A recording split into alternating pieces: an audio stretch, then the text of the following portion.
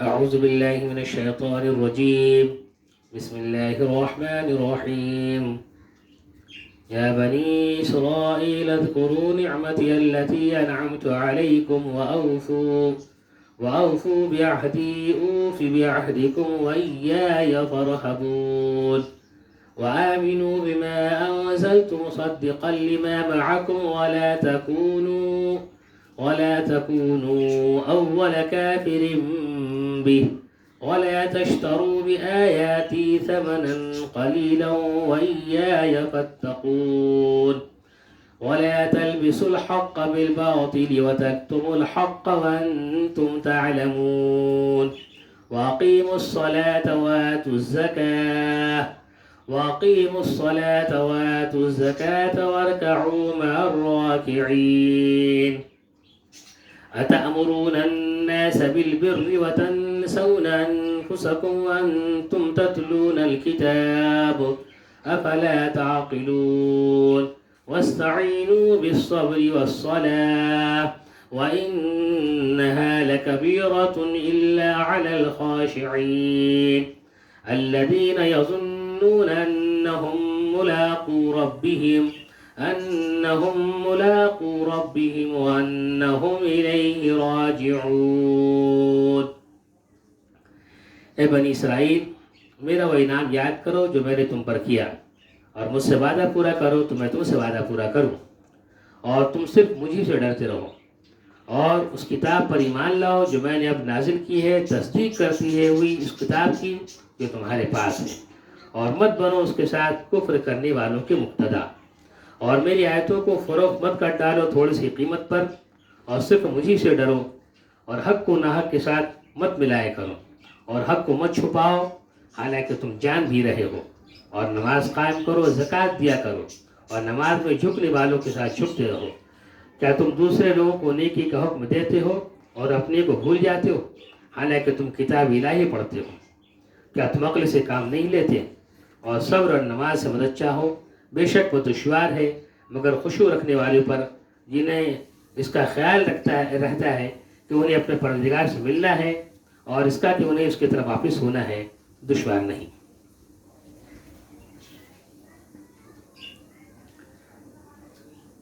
سورہ بقرہ آیت نمبر 40 سے 46 تک کی تلاوت کی گئی اور اس کا ترجمہ پیش کیا گیا۔ اللہ تبارک و تعالی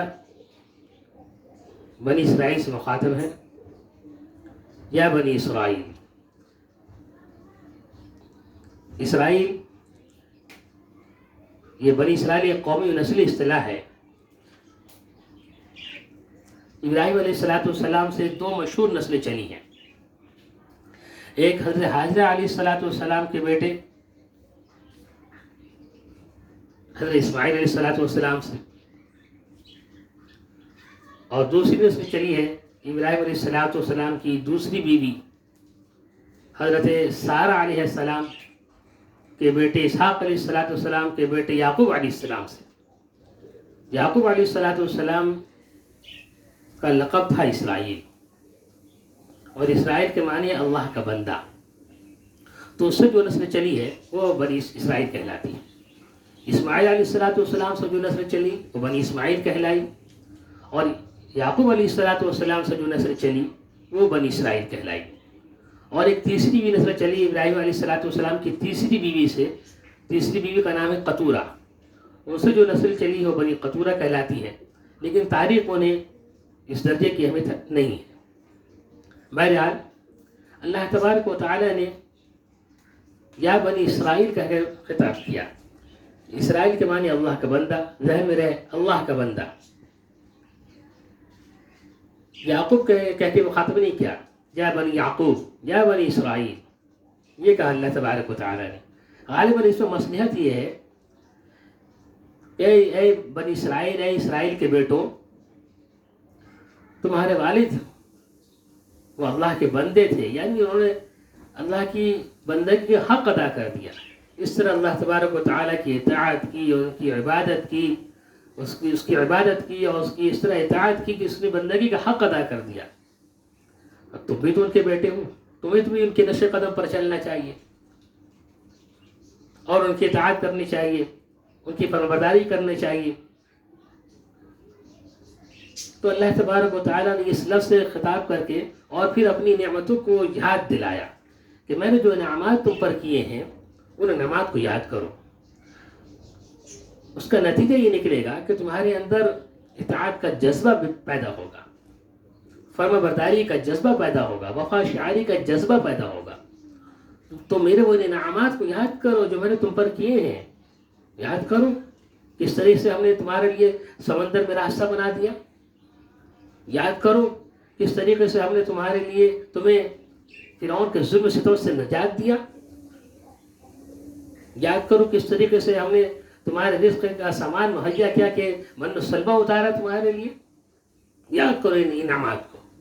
جب میرے انعامات کو یاد کرو گے تو میری اطاعت کا، میری فرما برداری کا، میری عبادت کا شوق پیدا ہوگا تمہارے اندر، وہ جذبہ پیدا ہوگا تمہارے اندر۔ لہذا اے بنی اسرائیل میرا وہ انعام یاد کرو جو میں نے تم پر کیا ہے۔ وَأَوْفُوا بِعَهْدِي أُوفِ بِعَهْدِكُمْ، اور مجھ سے وعدہ پورا کرو، میں تم سے وعدہ پورا کروں۔ انبیاء کرام کے ذریعے میں نے تم سے وعدہ لیا ہے، گویا تم نے یہ کہا تھا کہ جتنے انبیاء کرام آئیں گے میں سب پر ایمان لاؤں گا، آخری نبی پر بھی ایمان لاؤں گا، اور آخری نبی کے آنے کے تو تم منتظر تھے، مشتاق تھے، متمنی تھے۔ تم تو کہا کرتے تھے مشرکین عرب سے کہ آخری نبی جب مبعوث ہوں گے تو ان کے ساتھ مل کر میں تم سے لڑوں گا، تم سے جنگ کروں گا۔ ان کی آمد کے تم منتظر تھے، لیکن جب وہ بنی اسماعیل میں آئے تو یہ کیا ہو گیا تمہیں کہ تم انہیں ماننے سے انکار کر رہے ہو؟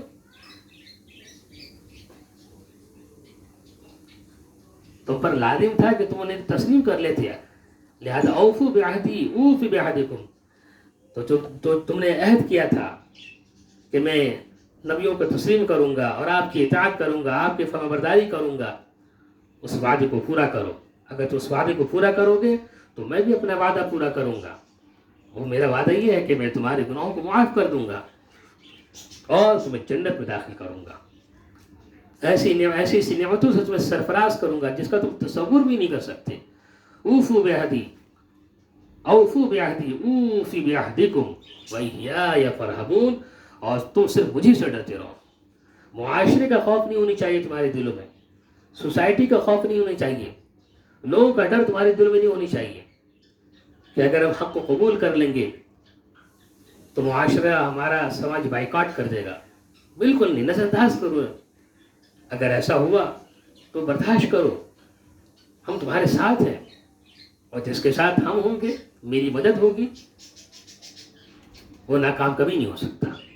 تو تم پر لازم ہے، تم پر یہ لازم اور ضروری ہے کہ میرا خوف تمہارے دلوں میں رہے۔ وایای فارہبون، تو صرف مجھے سے ڈرتے رہو۔ وآمنوا بما انزلت مصدقا لما معكم ولا تكونوا اول كافر به، اور اس کتاب پر ایمان لاؤ جو میں نے اتارا ہے۔ جس طریقے سے تم توریت پر ایمان لائے، کیوں ایمان لائے توریت پہ؟ کہ وہ میری کتاب تھی، تم یہ سمجھ رہے تھے وہ اللہ کی کتاب ہے، آسمانی کتاب ہے۔ توریت کو آسمانی کتاب سمجھ کر تم ایمان لے آئے، تو قرآن کو بھی آسمانی کتاب، اللہ کی کتاب سمجھ کر ایمان لے آؤ۔ یہ اللہ کی کتاب ہے، میں نے اسے نازل کیا ہے۔ اور پھر دوسری بات یہ ہے کہ یہ کتاب تمہاری کتاب کی تصدیق کر رہی ہے، اس کی تائید کر رہی ہے، اس کی توثیق کر رہی ہے۔ یہ قرآن کہہ رہا ہے کہ توریت واقعی اللہ کی کتاب تھی، یہ اور بات کہ تم نے اس میں رد و بدل کیا۔ مصدقا لما معکم، تمہارے پاس جو کتاب ہے یہ کتاب اس کی تصدیق کرتی ہے، لہذا اس پر ایمان لیا۔ ولا تکونوا اول کافر بہ، اور اس کا انکار کر کے کافروں کے انکار کرنے والے کو مقتدی مت بنو۔ اگر تم نے انکار کر دیا تو تمہارے بعد جو اہل علم کا ایک طبقہ ہے، اہل کتاب کا ایک طبقہ ہے جنہیں عیسائی کہہ لیا جائے، وہ بھی انکار کر دیں تو تم مقتدی ہو گئے۔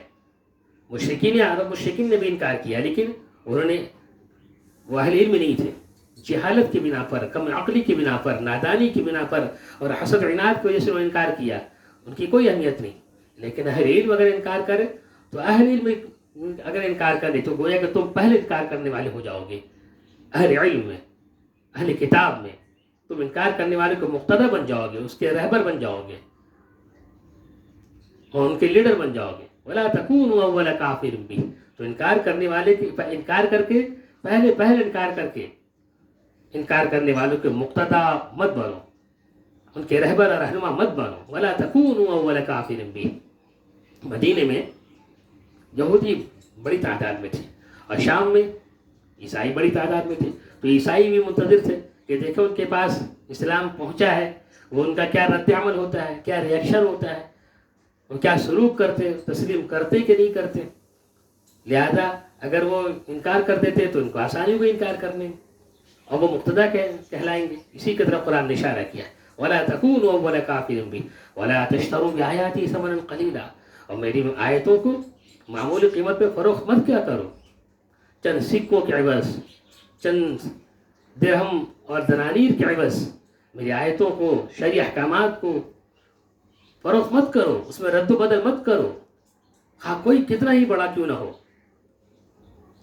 قرآن کی آیت اپنے ایک وقت رکھتی ہیں. ولا تشتروا بآیاتی ثمنا قلیلا، میری آیتوں کو معمولی قیمت میں فروخت مت کیا کرو. اور قرآن کی آیت یا اللہ تعالیٰ کی کتاب کی آیت، شرعی احکام، شرعی حکم کے سامنے دنیا کا سارا معلومات، اس کے کوئی وقت نہیں، کوئی حیثیت ہی نہیں. وہ ایک معمولی شے ہے، معمولی قیمت ہے. ولا تشتروا بآیاتی ثمنا قلیلا، تو میری آیات کو، میرے احکامات کو معمولی قیمت میں مت بیچا کرو. وإیایا فاتقون، دیکھو مجھے سے ڈرا کرو، کسی سے مت ڈرو. تمہارے دل میں کسی کا خوف نہیں ہونی چاہیے کہ اگر ہم شرعی احکامات میں رد و بدل نہیں کریں گے تو فلاں بہت بااثر شخص ہے اور وہ ہمارے ساتھ زیادتی کرے گا، ظلم کرے گا، ہمیں ستائے گا. کوئی ڈر نہیں ہونی چاہیے، کیونکہ اگر تم حق میں رہو گے تو ہم حق بولنے والوں کے ساتھ ہیں، ہماری مدد تمہارے ساتھ ہوگی اور تم کامیاب ہوگے. وإیایا فاتقون، صرف مجھے سے ڈرا کرو. ولا تلبسوا الحق بالباطل وتکتموا الحق وانتم تعلمون، اور حق کو باطل کے ساتھ مت ملایا کرو، حق کو مت چھپایا کرو جان بوجھ کر. گمراہ کرنے کے دو طریقے ہیں، دو طریقوں کو غالباً انہوں نے اپنایا. قرآن اسی طرف اشارہ کر رہا ہے.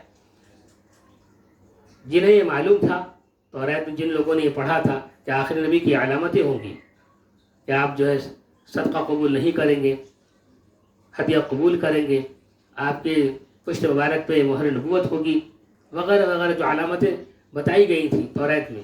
تو جن لوگوں کے پاس وہ علامتیں پہنچ گئی، جنہوں نے توریت کا مطالعہ کیا، جنہیں معلوم تھا، انہیں گمراہ کرنے کا ایک طریقہ یہ تھا کہ ان باتوں کو اور دوسری اور باتوں کو ملا دیا جائے، حق اور باطل کو ملا دیا جائے، خلط ملط کر دیا جائے، تاکہ سامنے والا تردد میں پڑ جائے، تذبذب میں پڑ جائے.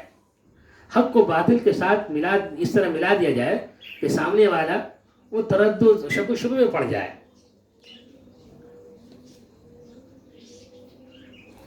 اور دوسرا طریقہ یہ ہے کہ جس کے پاس حق نہیں پہنچا ہے اس کو سامنے حق کو ظاہر نہ کیا جائے. تو یہ دو طریقے ہیں گمراہ کرنے کے. اس طرح قرآن نے اشارہ کیا کہ حق کو ناحق کے ساتھ مت ملائے کرو اور حق کو مت چھپاؤ جان بوجھ کر. تو ایمان لانے کے بعد جو سب سے پہلی اور بنیادی اہم چیز فرض ہے وہ ہے نماز. سب سے اہم چیز جو ہے وہ نماز. اللہ تبارک و تعالیٰ نماز کی تاکید کر رہے ہیں، وَأَقِیمُوا الصَّلَاةَ وَآتُوا الزَّکَاةَ وَارْکَعُوا مَعَ الرَّاکِعِینَ. ایمان لانے کے بعد تم پر لازم اور ضروری ہے کہ تم نماز قائم کرو اور زکوٰۃ دو.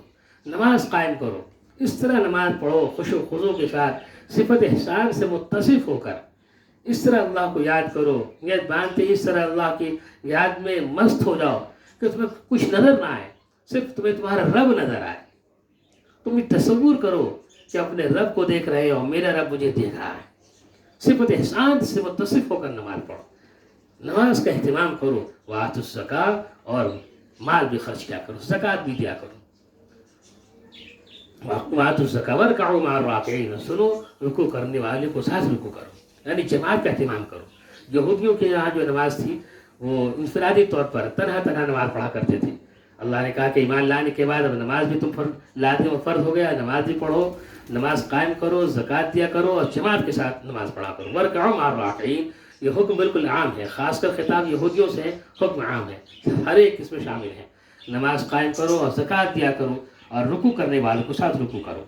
اتأمرون الناس بالبر وتنسون انفسکم وانتم تتلون الکتاب افلا تعقلون، کیا تم دوسروں کو نیکی کا حکم دیتے ہو اور اپنے آپ کو بھول جاتے ہو، حالانکہ تم کتاب پڑھتے ہو، ذرا بھی عقل نہیں رکھتے۔ ہوتا یہ تھا کہ مشرکین عرب وہ آتے تھے کہ وہ جانتے تھے یہ اہل کتاب ہے، ان کے پاس علم ہے، وہ پوچھتے تھے، ان سے استفادہ کرتے تھے، دریافت کرتے تھے کہ اسلام آیا ہے اور محمد رسول اللہ صلی اللہ علیہ وسلم اسلام تمہارے سامنے پیش کر رہے ہیں، کیسا مذہب ہے، اس کی میں حقانیت ہے یا نہیں، اسے تسلیم کریں یا نہ کریں۔